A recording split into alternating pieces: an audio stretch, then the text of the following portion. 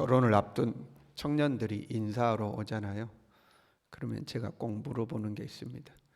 연애하면서 싸워봤냐 하고 이제 물어봅니다. 그리고 그 싸우고 나서 어떻게 해결했느냐 하는 것을 제가 물어봅니다.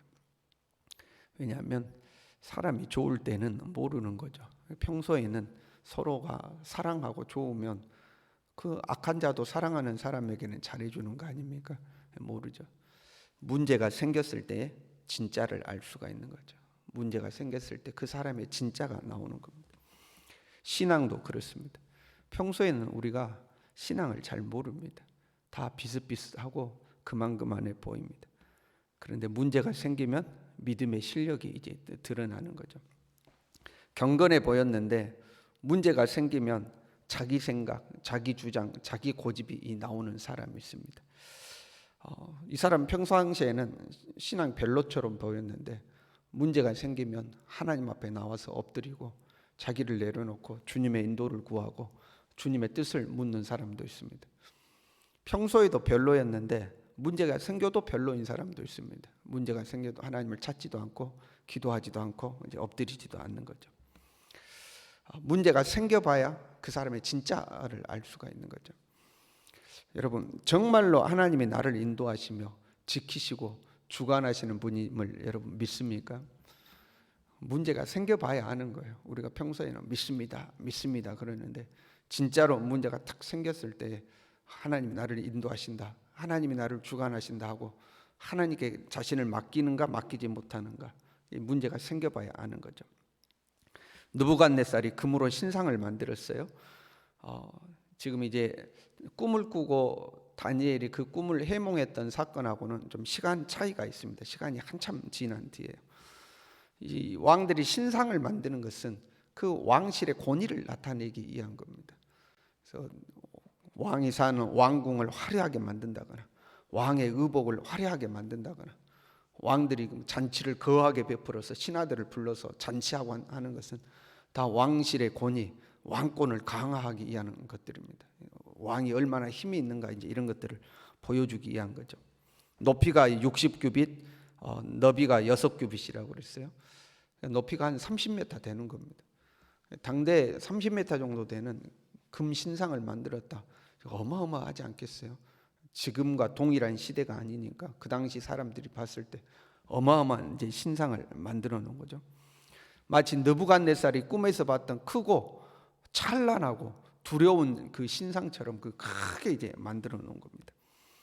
그리고 입법, 사법, 행정 그리고 지방의 모든 관료들까지 싹 다 모이라고 한 거예요. 입법부, 사법부, 행정부, 지방 관료들까지 싹 다 모여라. 다 모아놓고 세운 신상 앞에 선이라 하고 기록하고 있습니다. 그 신상 앞에 선 거예요. 헛된 신이고 그 신을 만들어 놓은 사실 이 왕의 권위 앞에 선 거죠. 너희가 지금 어떻게 살아가고 있는지 아느냐? 너희는 왕의 권위 앞에 서서 사는 거다. 이 권위 앞에 서라 하고 이제 신상 앞에 세우는 거죠. 그리고 그 신상에게 절하라, 굴복하라는 거죠. 그 왕의 권위와 그 우상의 권위 앞에 엎드려 절하라, 굴복하라 하는 거죠. 만약에 그렇지 아니하면 풀무불에 던져 죽이겠다 하고 이제 선언을 한 겁니다. 그리고 이제 모든 사람을 모아놓고 그 분위기에 압도당할 수밖에 없도록 악기란 악기는 싹 다 동원해가지고 그냥 웅장하게 음악을 튼 거예요. 막 웅장하게 음악을 튼 거죠. 신상 앞에 모든 사람들을 모아놓고 그 분위기에 압도될 수밖에 없는 거예요. 여러분, 우리가 그 자리에 있으면 어떻게 해야 될까요? 그 거대한 신상을 만들어 놓고 저 고위직 관리에서 지방 관리들까지 싹 다 모아놓고 음악을 화려하게 틀어놓고 절하라, 그렇지 않으면 죽인다 하고 그런 상황이에요. 여러분, 우리 같으면 어떻게 해야 될까요? 사실 이런 일에 목숨을 걸 필요가 없죠. 여러분, 목숨 걸 필요가 있을까요? 그 못 이긴 척하고 슬그머니 고개 한번 숙이면 되지 않겠습니까? 여러분, 어떻게 생각하세요?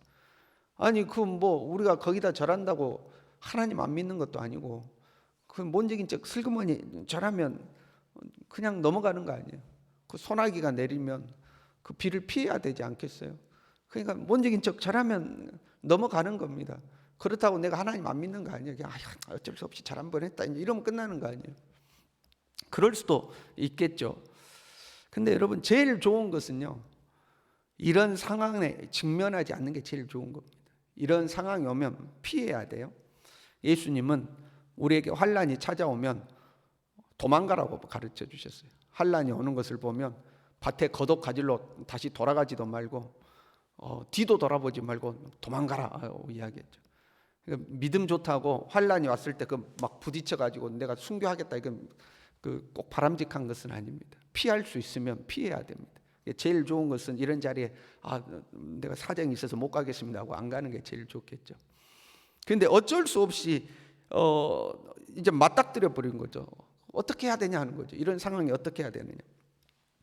사드락, 메삭, 아벳느고는 이런 상황에서 절하지 않았습니다. 사실 많은 인원이 모였기 때문에 그 절하지 않아도 왕이 모르고 넘어갈 수 있는 상황이에요. 가만 보니까 왕은 몰랐어요. 사드락, 메삭, 아벳느고가 절하지 않았다, 이걸 모른 거예요. 그런데 갈대아 사람들이 고자질한 거죠. 갈대아 사람들은 이제 본국 출신들입니다. 아마 사드락, 메삭, 아벳느고가 좀 보기 싫었겠죠. 포로 출신인데 관직에 오르고 왕이 이뻐한다 이 말이죠. 이제 평상시에 저것들을 이제 보기 싫었겠죠. 텃세를 부리면서. 근데 하나 잘 됐다 그러고 이제 왕에게 갖다 일러 바친 거예요. 사드락, 메삭, 아벳느고가 사람들이 많이 모였기 때문에 절하지 않아도 눈에 안 띄는 그런 상황이었어요. 근데 이제 갖다 일러 바친 거죠. 그 이야기를 듣고 느부갓네살이 이제 분노를 합니다. 사실 지방 관리거든요. 중앙 관리가 아니에요. 다니엘이 부탁해서 지방의 관료로 세워놓은 사람들입니다. 포로 출신이고요. 중앙에 아주 중요한 직책을 맡은 사람들도 아니에요. 사실은 그렇게 높은 지위가 아니죠.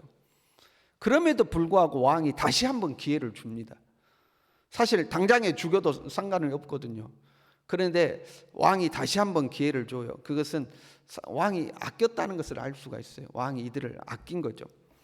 이제라도 절하면 좋거니와 안 하면 너 풀무불에 너희들 넣을 것이다. 그러니까 이제라도 음악 틀면 이제라도 너희들 절해다. 한 번 더 기회를 준다. 이제라도 절해라 하는 거죠. 그러면서 말 끝에 이렇게 이야기해요. 능히 너희를 내 손에서 건져낼 신이 누구겠느냐? 능히 너희를 내 손에서 건져낼 신이 누구이겠느냐? 이게 굉장히 중요한 질문입니다. 사실 다니엘서를 풀어가는 핵심 키워드죠. 모든 사건을 통해서 지금 하나님을 드러내고 있습니다. 포로로 잡혀간 이방 땅, 마치 이스라엘이 멸망한 것이 하나님이 실패한 것처럼 보이는 그런 상황이죠. 그런데 그 이방 땅에서 살아계신 하나님을 드러내도록 모든 사건들이 만들어진 거예요. 느부갓네살이 꿈을 꾸고 그 해몽을 하는 사건에도 야, 네가 믿는 하나님이 참 하나님이구나, 그 하나님을 나타내게 되죠. 지금 이 금신상에게 엎드려 절하는 사건 속에서도 능히 너희를 내 손에서 건져낼 신이 누구겠느냐? 그랬더니 이들이 대답하죠. 근데 우리가 믿는 하나님이 건져내실 것입니다. 하나님을 드러내게 되는 거죠. 삶의 위기는요, 우리의 삶에 찾아오는 위기는 하나님을 믿는 우리의 믿음을 나타내야 할 기회입니다. 평상시에는 우리가 모르는 거잖아요. 삶의 어려움이 찾아왔을 때 그때 믿음이 필요한 거죠. 그때 우리의 믿음의 실력이 필요한 겁니다. 그리고 우리의 그 믿음을 통해서 하나님은 역사하시는 거죠. 살아계신 하나님이 나타나게 되어 있는 겁니다. 절대적인 위기가 우리의 삶에 찾아왔어요. 어떻게 해야 될 것인가? 살다 보면 어려움이 찾아오잖아요. 고난이 찾아오잖아요. 그때 우리는 어떻게 해야 될 것인가? 어떻게 하는 것이 믿음의 길인지, 어떻게 하는 것이 하나님을 나타내는 길인지를 생각해야 합니다. 어떻게 하는 것이 하나님이 드러나겠는가? 어떻게 하는 것이 믿음의 길인가를 생각하는 거죠. 어떻게 해야 내 이익을 지킬 것인가?